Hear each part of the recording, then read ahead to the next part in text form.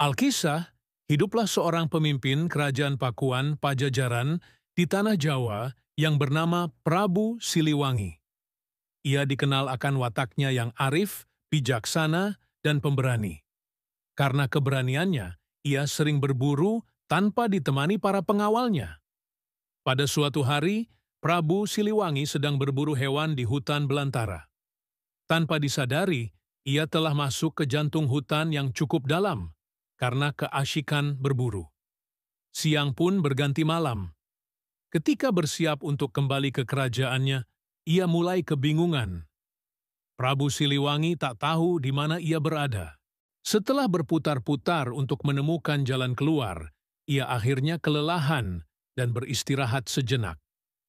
Tiba-tiba, seorang perempuan berparas jelita menampakkan diri di hadapan Prabu Siliwangi. Mata Baginda Raja pun berbinar penuh harap, menanti bantuan yang akan datang. Ia segera meminta bantuan kepada perempuan itu untuk menunjukkan jalan keluar. Perempuan itu terdiam sebentar, lalu berkata bahwa ia akan membantu, asalkan Prabu Siliwangi mampu memenuhi satu syarat. Syaratnya adalah sang Baginda Raja harus tinggal bersamanya untuk sementara waktu. Prabu Siliwangi termenung sesaat untuk menimbang-nimbang keputusannya. Ia merasa bahwa tak ada ruginya berkorban sedikit untuk dapat kembali ke kerajaannya. Akhirnya, ia menyetujui persyaratan tersebut. Keduanya pulang ke rumah perempuan misterius tersebut, yang tak disangka terlihat megah bak sebuah istana. Namun, saat ditanya tentang asal-usulnya, perempuan tersebut menolak untuk menjawab. Seiring berjalannya waktu, Prabu Siliwangi yang belum memiliki permaisuri mulai merasa nyaman hidup bersama perempuan misterius itu. Bahkan, perlahan ia mulai jatuh hati dan berniat untuk menikahinya. Mereka pun akhirnya menikah dan hidup bahagia untuk sesaat. Tanpa terasa, siang malam silih berganti. Prabu Siliwangi akhirnya tinggal lebih lama dari yang direncanakan. Ia kemudian teringat bahwa ia telah terlalu lama meninggalkan rakyatnya.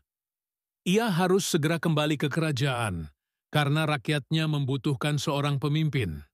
Sang istri mengizinkan Prabu Siliwangi untuk kembali, serta mengutus pasukannya untuk mengantarkan suaminya kembali ke Pakuan Pajajaran.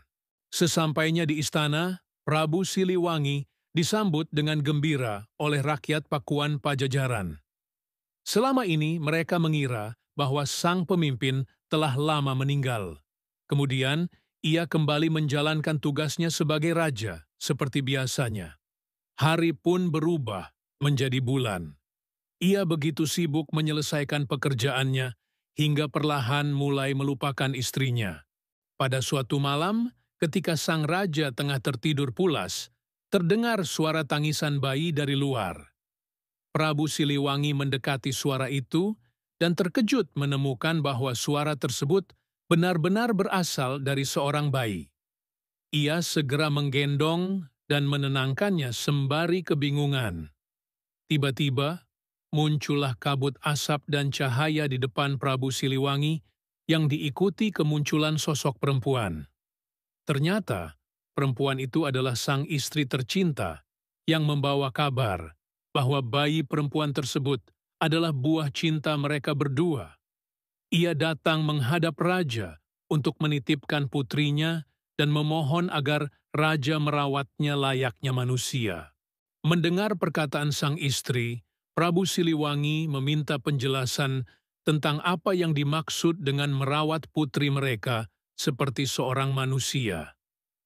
Istrinya akhirnya menjelaskan bahwa dirinya adalah seorang siluman dan ratu penguasa hutan.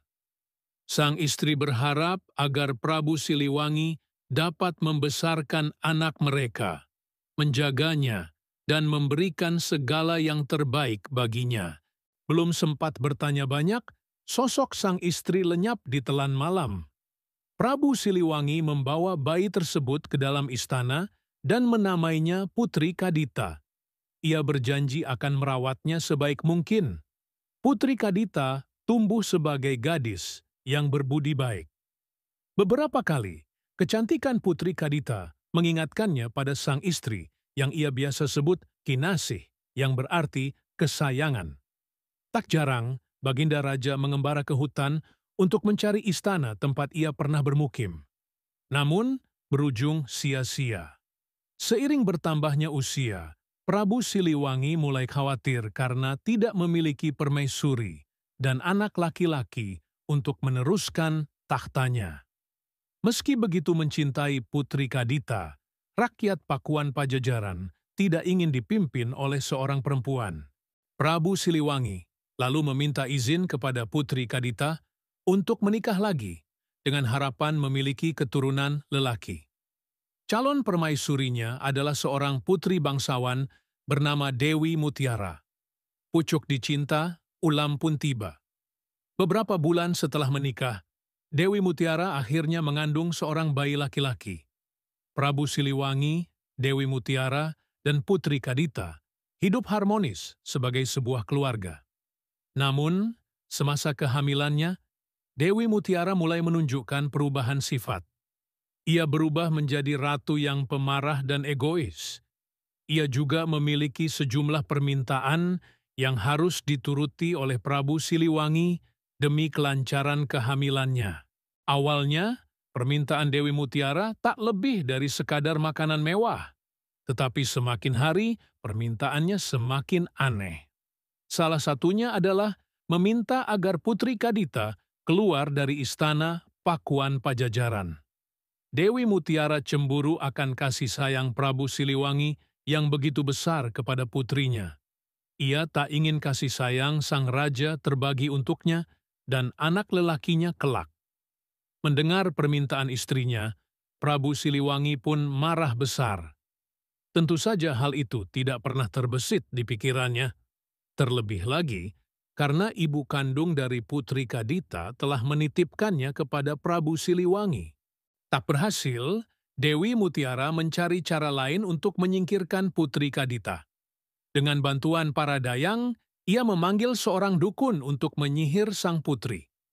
Malam harinya, Putri Kadita diserang rasa gatal luar biasa yang berubah menjadi kudis. Sekujur tubuh Putri Kadita dipenuhi nanah dan bisul, serta aroma menyengat. Sang raja mengundang banyak tabib untuk menyembuhkan sang putri. Hasilnya nihil. Kesempatan ini kemudian digunakan oleh Dewi Mutiara untuk mengasingkan Putri Kadita. Dewi Mutiara berkata bahwa jika dibiarkan, penyakit Putri Kadita akan menyebar ke seluruh kerajaan dan menjadi wabah yang sulit ditanggulangi.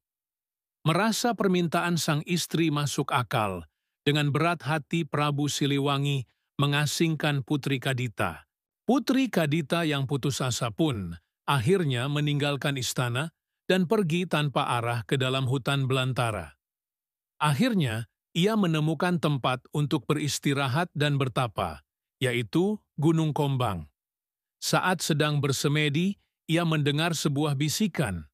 Suara yang mengaku sebagai ibunya itu menyuruh Putri Kadita pergi ke arah selatan Pakuan Pajajaran untuk mendapatkan kesembuhan.